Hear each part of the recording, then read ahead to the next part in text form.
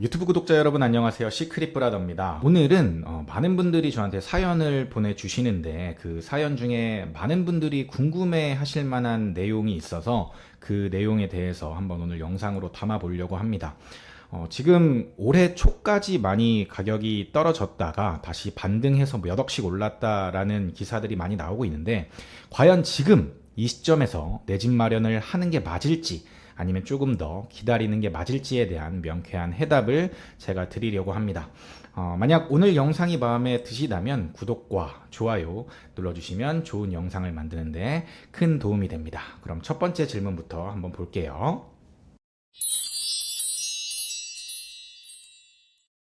갑자기 몇 억씩 뛰었다는 이야기를 들으니까 너무 불안합니다.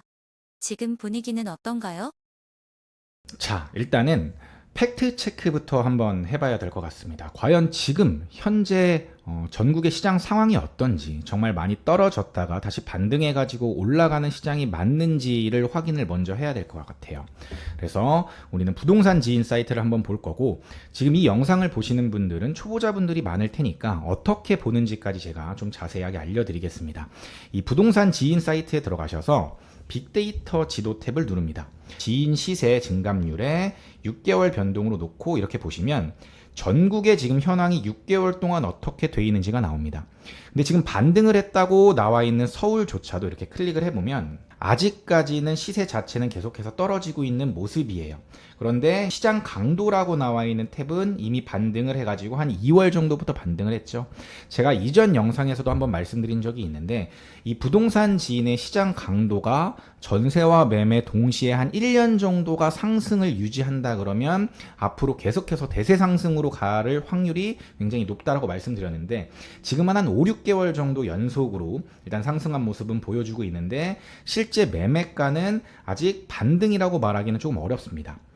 서울뿐만 아니라 경기도 마찬가지로 시장 강도는 이렇게 반등을 했는데 매매가는 떨어졌다가 지금 이제 하락을 잠깐 멈춘 정도? 요 정도 수준이에요. 그리고 세종이 이제 유일하게 거의 플러스가 지금 찍혀 있는데 실제 세종은 시장 강도뿐만 아니라 시세까지 이렇게 반등해가지고 3월 정도부터 올라가는 모습을 이렇게 볼 수 있습니다. 그래서 세종 정도는 지금 반등을 했구나. 그리고 많은 분들이 관심을 갖고 계신 대구를 보면은 여전히 이렇게 하락하고 있구나. 그런데 대구 역시도 시장 강도는 지금 반등을 해가지고 이렇게 가 있는 모습을 보실 수가 있습니다.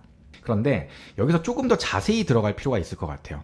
서울에서도 특히 많이 반등했다고 하는 지역 중에 잠실이 있거든요. 그래서 잠실이 속해 있는 송파구를 보시면 송파구는 지금 시장 강도의 세기도 엄청 세고 실제로 서울의 반등은 별로 없었지만 송파구는 지금 이렇게 반등한 모습을 보실 수가 있어요. 그래서 서울도 그렇고 경기도 그렇고 이게 지역별로 조금씩 다를 수는 있구나. 어쨌든 서울 전체로 봤을 때는 평균을 내는 거기 때문에 조금 미미할 수는 있지만 이렇게 구별로 조금 쪼개서 보면은 다를 수 있고 실제로 뭐 송파 그다음에 수원 이런 데들 반등한 지역들이 있긴 있거든요. 그래서 실제로 데이터보다는 현장의 실제 호가들은 많이 상승했고 실거래가 자체도 많이 상승한 거는 맞습니다.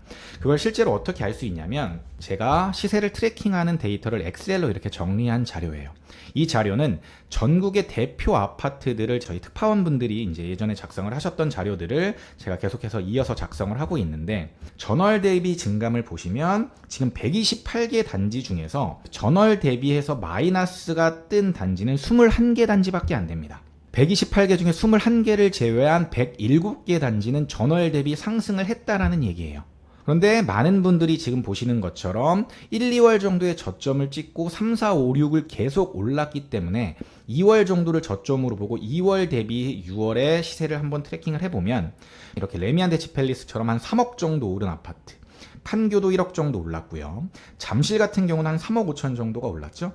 이 가격 자체는 실제 지금 부동산에서 거래가 가능한 평균 가격을 적은 거기 때문에 거의 정확하다고 볼 수 있습니다. 이렇게 대부분의 단지들이 1, 2월 달에 바닥을 찔고 실제 호가도 많이 올랐고 실거래가도 반등된 가격에 거래가 된 것은 맞다. 일단 여기까지 이렇게 정리를 하시면 될 것 같아요. 지금 데이터와 지표가 말해주고 있는 것으로 볼 때 더 떨어질까요? 반등할까요? 자, 그럼 우리한테 중요한 건 지금 현재까지 분위기는 알겠어. 그러면 지금 중요한 건 앞으로 반등할까 더 떨어질까가 궁금하신 거잖아요. 저는 여기서 가장 중요한 여러 가지 지표가 있지만 사람의 심리, 수요에 의해서 가격이 결정되기 때문에 미분양과 청약 경쟁률이 가장 중요한 지표라고 생각을 합니다.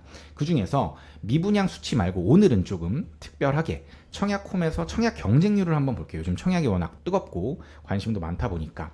그래서 이렇게 청약홈에 가셔가지고 청약 일정에 아파트 눌러보시면 특히 이제 상무 센트럴자 이런 데들을 보시면 여기가 이제 고분양가 논란이 있었던데요. 한 9억이 넘게 분양이 되면서 물론 입지는 괜찮긴 하지만 그런데 미달 없이 오히려 완판 흥행에 성공한 단지가 됐고 DMC 가재울 아이파크 보시면 80대 1 경쟁률이 장난 아니죠. 서울도 뜨겁고 광주도 입지만 좋으면 뜨겁구나. 그리고 경기에서도 엄정자의 시그니처 경쟁률 1185대 1. 요즘에 이제 청약 경쟁률이 뜨겁다라는 내용이 실제 사실이구나를 여러분들이 여기서 이렇게 직접 확인하실 수가 있는 거예요. 그런데 이제 반대로 울산 이런 데들은 문수로임에도 불구하고 대장급 입지임에도 불구하고 미분양이 나는 데들도 있다. 그래서 지금 지역마다 조금씩 다르긴 하지만 실제로 청약 경쟁률이 굉장히 뜨거운 곳도 많다. 그러니까 본인이 살고 계신 지역의 청약 경쟁률을 이렇게 확인해 보시면 그 지역의 분위기가 어떤지는 대략적으로 아실 수가 있고요. 이것보다 조금 더 구체적으로 볼 수 있는 곳이 리치고 사이트에 있습니다. 이 리치고 사이트에 이 분석 탭을 눌러보시고 그 다음에 시도별 부동산 동향을 이렇게 보시면 서울에 하락폭이 점점점 줄어들고 있다. 매매 증감률이 마이너스 0.01이니까 거의 제로에 가까워졌다.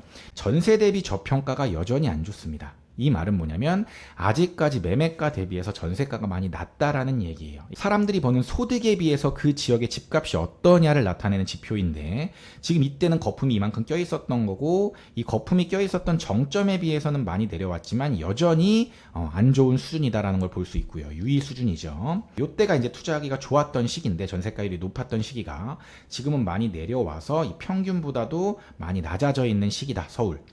그리고 이 주택 구매력 지수는 대출을 받아가지고 살 수 있는 집값의 비율을 나타내는데 이 100에 가까워질수록 좋은 겁니다. 그런데 현재 아직도 유의 수준인 걸 봐서 아직까지 집값이 싸지는 않구나라는 걸 볼 수 있고 서울 같은 경우는 입주 물량이 조금 별로 없어요. 이게 이제 서울의 장점이긴 하죠. 그리고 미분양도 많이 늘었긴 한데 계속해서 늘어나기보다는 이제 좀 약간 주춤한 이 정도 상태이고 거래량 같은 경우도 지금 완전 저점일 때보다는 많이 거래량도 늘어나 있는 상태긴 한데 많을 때보다는 조금 적다. 경기 같은 경우는 아직 이렇게 떨어지고 있는데 이제 거의 매매 증감률이 0에 가까워졌고 투자 점수는 좋음으로 이제 가고 있습니다. 그리고 전세 대비 저평가는 아직도 유의 수준이고 소득 대비 저평가가 많이 내려오긴 하지만 아직도 좋은 수준은 아니고요. 유의 수준이고 전세가율이 서울보다는 조금 낮긴 합니다. 경기가 조금 더 전세가율이 좋다라는 얘기죠. 경기의 입주 물량이 좀 많습니다. 서울에는 별로 없는데 서울, 경기, 인천을 같이 봐야 되는데